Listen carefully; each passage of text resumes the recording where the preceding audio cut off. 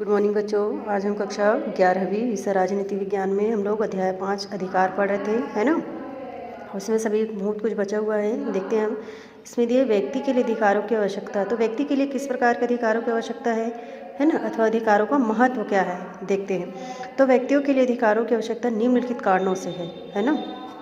पहला, व्यक्ति के विकास हेतु, है ना। सबसे क्या है, पहला व्यक्ति के विकास के लिए अधिकार चाहिए, स्वतंत्रता की रक्षा हेतु भी अधिकार चाहिए, है ना। लोकतंत्र की सफलता हेतु अधिकार चाहिए। सरकार की तानाशाही शक्तियों पर नियंत्रण करने के लिए क्या चाहिए, अधिकार चाहिए, है ना।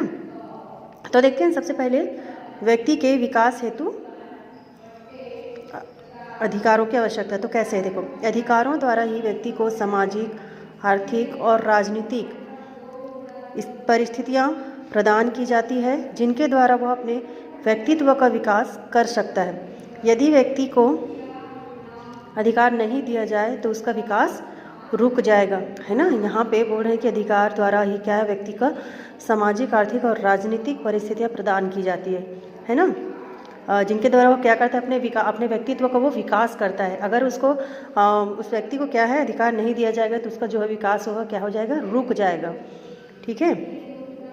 दूसरा इसमें दिया है स्वतंत्रता की रक्षा हेतु। तो सभी प्रजातांत्रिक राज्यों में नागरिकों को उनके विकास के लिए अनेक स्वतंत्रताएं दी जाती है ना। क्या करते हैं प्रजातांत्रिक, है ना, प्रजा का जहाँ शासन, जहाँ प्रजातंत्र हो वहाँ के राज्य के नागरिकों क्या है, विकास के लिए क्या किए जाते हैं, स्वतंत्रताएं प्रदान की जाती है ना। फिर अधिकारों के द्वारा ही व्यक्ति की स्वतंत्रता की क्या की जाती है, व्यवस्था की जाती है। तीसरा इसमें दिया लोकतंत्र की सफलता हेतु। तो लोकतंत्र जनता के द्वारा जनता के लिए शासन है ना। लोकतंत्र का मतलब वही है कि लोकतंत्र जनता के द्वारा जनता के लिए शासन है। बिना व्यक्ति के अधिकारों के लोकतंत्र की कल्पना भी नहीं की जा सकती है ना। बिना अधिकार के हम लोकतंत्र की कल्पना भी नहीं कर सकते। व्यक्ति अधिकारों को प्राप्त करके शासन में भागीदारी कर सकता है, ठीक है।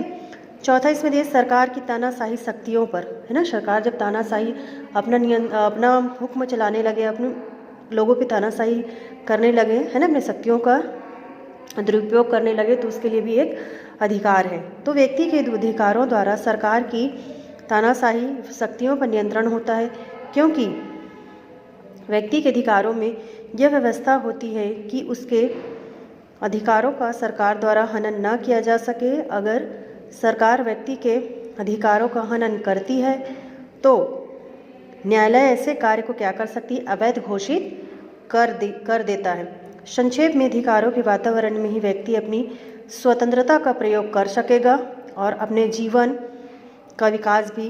व्यक्ति केवल पेट भरने के लिए ही जीवित नहीं रहता, वह चाहता है कि अपनी योग्यताओं का विकास करके वह समाज में सबसे आगे बढ़े, और ऐसा बिना अधिकारों के वातावरण के नहीं हो सकता, है ना। इस प्रकार अधिकार व्यक्ति के लिए बहुत आवश्यक है। अब हम यहाँ पे देखेंगे कि अधिकारों की सुरक्षा के लिए उचित व्यवस्था कैसे की जा सकती है। तो नागरिकों के व्यक्तित्व के विकास के लिए अधिकार आवश्यक है। नागरिकों को राज्य द्वारा जो अधिकार दिए जाते हैं उनके लिए सुरक्षा की व्यवस्था बहुत आवश्यक है। उदारवादी प्रजातांत्रिक राज्यों, भारत आदि में नागरिकों के अधिकारों की सुरक्षा के लिए अग्र व्यवस्था की जाती है ना। तो इसमें पहला दिया अधिकारों की संविधान द्वारा मान्यता, है ना।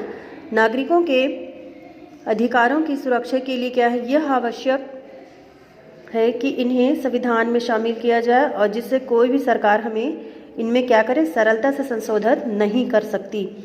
इसे संवैधानिक सुरक्षा भी कहते हैं। इस व्यवस्था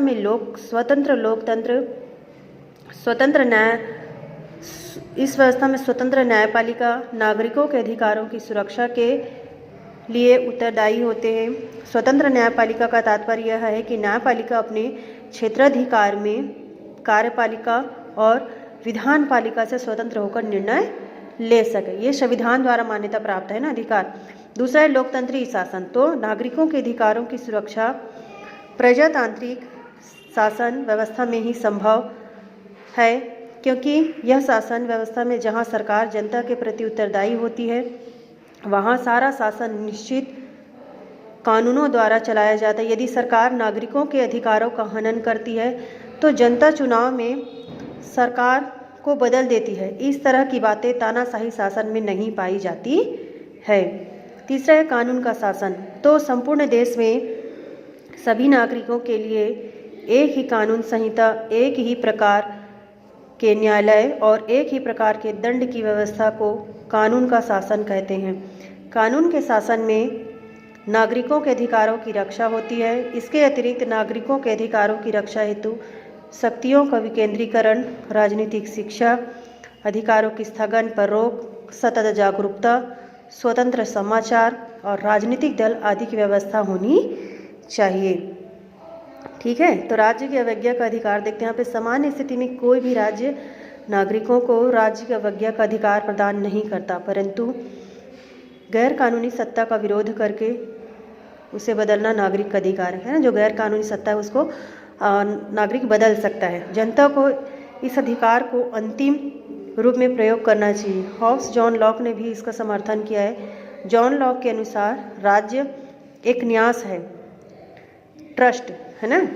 राज्य का उद्देश्य जन कल्याण है और इसलिए राज्य का अस्तित्व है। यदि राज्य जन कल्याण के उद्देश्य में सफल नहीं होता है तो नागरिकों को यह अधिकार है कि वह राज्य सत्ता की अवज्ञा करके उसे बदल दे, उसके स्थान पर नई जन कल्याणकारी सत्ता का गठन करे। इससे यह स्पष्ट होता है कि नागरिकों को गैर कानूनी व अकल्याणकारी राज्य सत्ता की अवज्ञा का अंतर्निहित अधिकार प्राप्त है। यहाँ है अब क्या अधिकार असीमित होते हैं।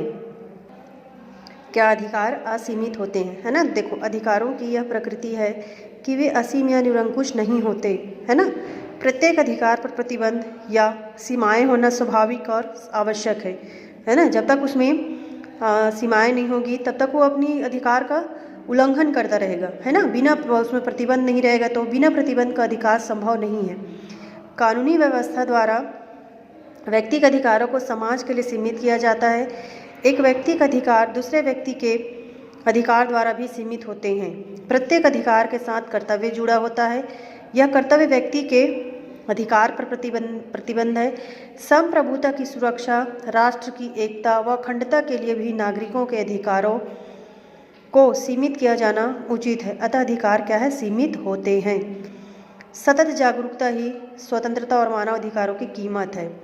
हमारे अधिकारों पर राष्ट्र की सुरक्षा, सार्वजनिक व्यवस्था, मर्यादा या नैतिकता को ध्यान में रखकर अनेक प्रतिबंध लगाए गए हैं। कभी कभी हमारी स्वतंत्रता और सिविल अधिकारों यानी कि भाषण की स्वतंत्रता, प्रेस की स्वतंत्रता आदि पर सरकारी नियंत्रण उचित सीमा को भी पार कर जाता है।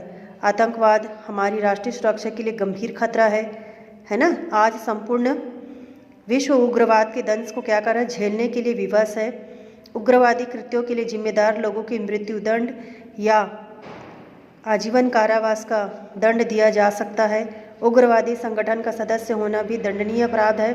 किंतु किसी भी व्यक्ति को मनमाने ढंग से गिरफ्तार या नज़रबंद नहीं किया जा सकता। न ही किसी अपराधी के साथ उससे अपराध संबंधी जानकारी हासिल करने के लिए क्रूर व्यवहार करना ही न्यायोचित है। इसके अतिरिक्त गिरफ्तार किए गए प्रत्येक व्यक्ति को अपनी पसंद के वकील की सेवाएं प्राप्त करने का क्या है, यहाँ पे अधिकार है। यहाँ पे निष्कर्ष में दिया है कि नागरिकों के लिए आवश्यक है कि वे अपनी आंखें खुली रखें, है ना, यानी अपने अधिकार और स्वतंत्रता की क्या करें, रक्षा के लिए हमेशा जागरूक रहे। जागरूक नागरिकों, गैर सरकारी संगठनों और जनसंचार के माध्यमों को क्या करें, अधिकारों के उल्लंघन के विरुद्ध एकजुट होकर क्या करना चाहिए, संघर्ष करना चाहिए। ठीक है, यहाँ पे अधिकारों के बारे में उसका वर्गीकरण किया गया है। देखो, प्राकृतिक अधिकार, नैतिक अधिकार, कानूनी अधिकार, है ना, सामाजिक, राजनीतिक, मौलिक, ये सब के बारे में यहाँ पे पूरा वर्णन है। यहाँ कर्तव्य का अर्थ परिभाषा भी दिया गया है, सबको याद करना।